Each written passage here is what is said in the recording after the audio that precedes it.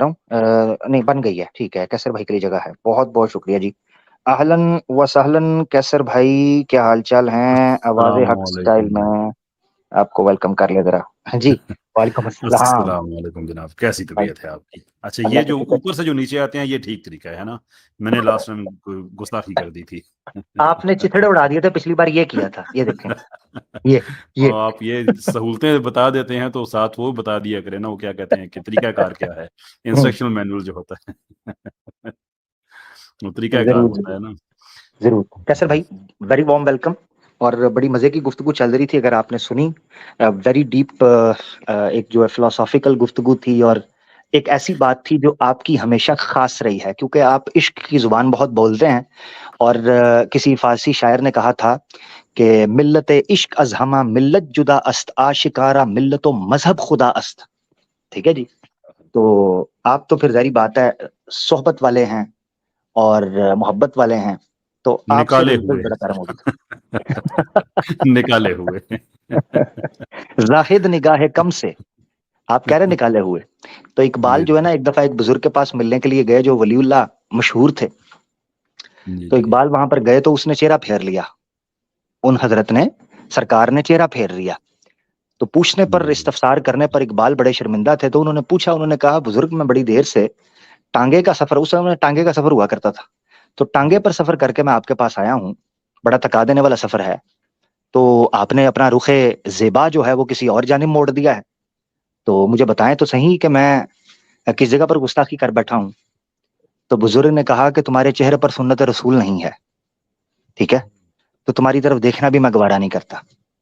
तो वाह इकबाल वाह उस वक्त क्या उठे, उन्होंने कहा, जाहिद निगाह कम से किसी रिंद को ना देख।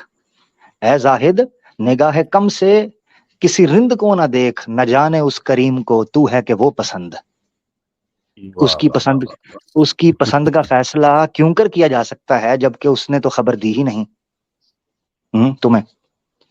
यार ये बात। इकबाल के बारे में ये राय जो है ये लोग कुछ रखते थे, आज भी कहते हैं। वो एक तबका हमेशा ऐसा रहता है कि जो इन चीज़ों को ज़्यादा अहमियत देता है।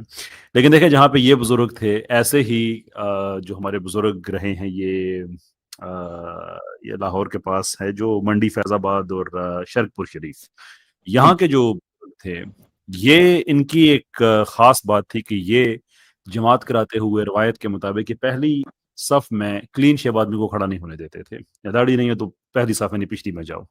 लेकिन एक एक्सेप्शन थी इकबाल की, इनको हाय खड़ा हाय होने देते। हाय। और उनसे लोग पूछते थे कभी कि इकबाल को आप क्यों खड़ा होने देते हैं? तो वो कहते थे, वो तुम ना पूछा करो। इकबाल के बारे में ना, वो इम्प्लाई ये किया करते थे कि जैसे फौज में होते हैं ना लोग, उसमें बहुत से डिपार्टमेंट होते हैं, जासूसी के डिपार्टमेंट्स होते हैं, लोग भेस बदल के काम कर रहे होते हैं कि क्या कर रहे होते हैं। कहते हैं ये हम में से और बड़ा सीनियर है, इसके भेस पे ना जाओ तुम। ये जो कुछ कर रहा है वो इकबाल जाने, इकबाल का रब जाने, बस उस पे एतराज ना किया करो। तो ऐसे ही यानी कि बुजुर्ग भी गुजरे हैं। जबरदस्त जबरदस्त, माशाल्लाह। कैसर भाई, आपकी इजाजत से आगे बढ़ना चाहेंगे? सही सर, मैं तो कंडक्टर से कभी इजाजत नहीं लेनी चाहिए। नहीं, पूछते लवा सवारियां पूरियां ने कि नहीं, बकाया हो गया है? नहीं, जाओ उस्ताद जी, जान दो जान दो। जान दे हो, ठीक है। अच्छा, तो वो वाला हिसाब ना हो जाए, कम बैक कम बैक। और मैं पिछले वाले ਤੁਸੀਂ ਕਹੋ कम बैक कह रहा था, मैं कहूँ कम बैक कह रहे थे। अच्छा। अच्छा। चले फिर उसके उसके नीचे कोई अगर कोई एच मुस्लिम आ गया तो फिर उसकी आवाज से पता चल जाएगा। हाँ, वो टू जिया करेगा ते बस दुम दुम हिला के ते अगे टुर पवेगा, उदा की जाना है। इस मखलूक का। ये मैं जरूर कहना चाहता हूं कि इकबाल के ऊपर एक एलिगेशन ये लगता था कि वो कादियानी थे, जबकि ऐसी बात नहीं है। अ, खुद कादियानी सोर्सेस से इस बात का पता चलता है कि अल्लामा इकबाल का कादियानियत से दूर दूर से ताल्लुक नहीं था। उनके वालिद एक वक्त में बैत हुए थे, जिस वक्त में मिर्जा गुलाम कादियानी ने नबूवत का दावा भी नहीं किया हुआ था, और इकबाल बिल्कुल छोटे से थे, मतलब 9-10 साल के। तो जी जी। इकबाल जिस वक्त कॉलेज, मरे कॉलेज के अंदर सियालकोट में स्टार्ट हुए हैं पढ़ना, तो उस वक्त इकबाल को राज खुल चुका था, और उस वक्त इसने दावा भी कर दिया था। तो इकबाल ने फिर दबा के नज़में लिखी और धोया, जिसका जिक्र मिर्जा गुलाम अहमद कादियानी के बेटों, दोनों बेटों ने अपनी किताबों के अंदर किया हुआ है।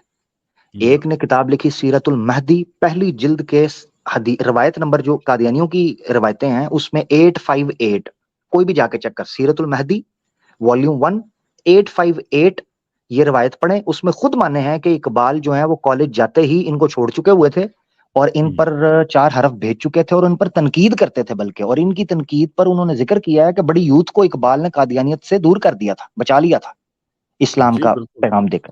اور اسی دیکھیں طریقے سے وہ جو بڑا بیٹا جی جی پلیز بات جی کیجیے.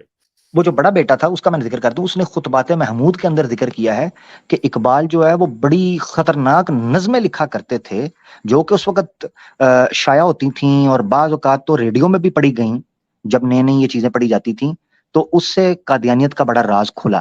ٹھیک ہے، جس پر انہوں نے کچھ شعر بھی کہے تھے کہ جو ہے نا کیا ہے وہ، محکوم کے الہام سے اللہ بچائے. دیکھیں ذرا چیک کیجئے گا، محکوم کے الہام سے اللہ بچائے.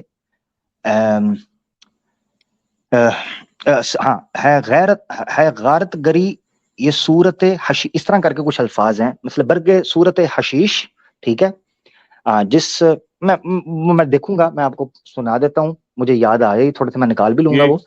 کچھ یہ میرے ذہن میں بھی آتی ہے.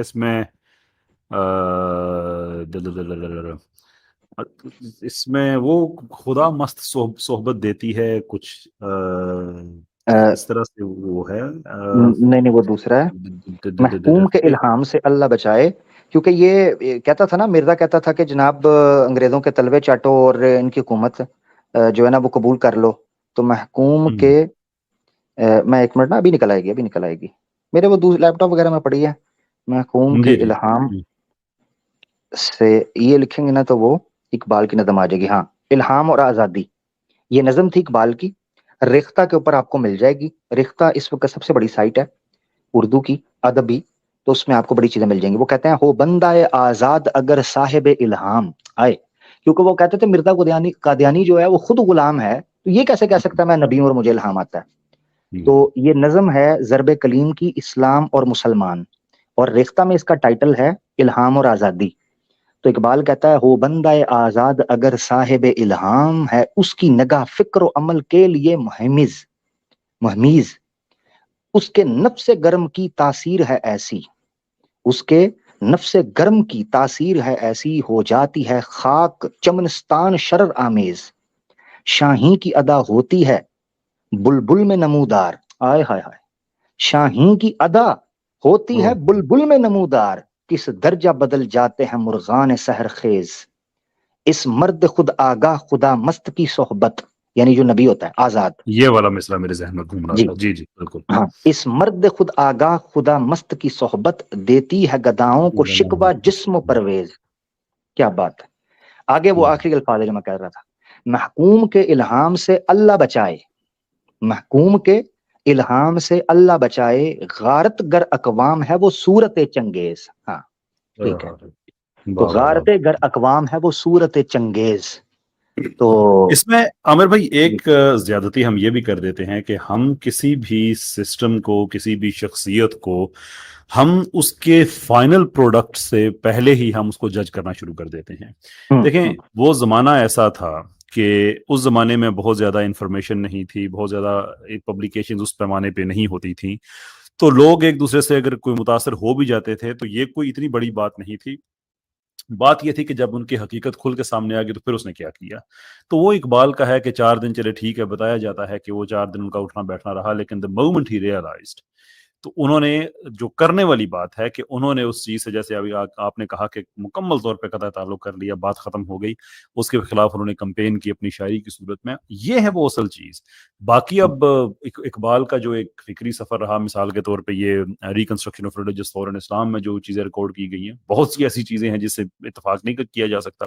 میں نہیں اتفاق کرتا، کوئی مسلمان اتفاق نہیں کرے گا، لیکن وہ ایک شعوری ارتقاء کی منازل تھیں. اس کے بعد اقبال کا فائنل سٹانس کیا تھا، اصل جو چیز ہوتی ہے. باقی درمیان میں سے چیز یہاں سے پکڑ لو. اچھا وہ تو اتنے پرانے زمانے کی بات ہے نا، جب انٹرنیٹ نہیں تھا، یہ نہیں تھا، وہ نہیں تھا. آج ہمارے کئی ایسے لوگ ہیں جن کے چہرے بھی سامنے آ رہے ہیں، کتنے ہمارے نوجوان لوگ ہیں ان سے متاثر ہو چکے ہیں، اب ان کے چہرے کھل کے سامنے آنا شروع ہوئے ہیں کہ اچھا یہ اندر اندر سے کہاں کہاں جڑے ہوئے ہیں، کیا کیا کر رہے ہیں، کس کس نظریات کو ساتھ کرتے ہیں. تو اب آج کے نوجوان اگر کل اس سے طائب ہو جائے، اور اس کے طائب ہونے سے پہلے یا اس کے آنکھیں کھلنے سے پہلے کہ یہ کیا کس طرح کے لوگ ہیں، مطلب اس کے بعد وہ ان سے قطع تعلق کر لے، لیکن اس قطع تعلق سے پہلے کی جو وہ اپنی طرف سے جو اپنی پوری دیانت کے ساتھ وہ اپنی دانست میں ایک اچھا کام کرے تھے اس کو لوگ کرٹیسائز کرنا شروع کر دیتے تھے تو زیادتی ہے نا ان کے ساتھ بالکل بالکل ایسی نہیں، کمپلیٹلی پکچر کو دیکھنا چاہیے. اچھا یہاں میں ایک اور چیز کر دوں کمنٹس کے اندر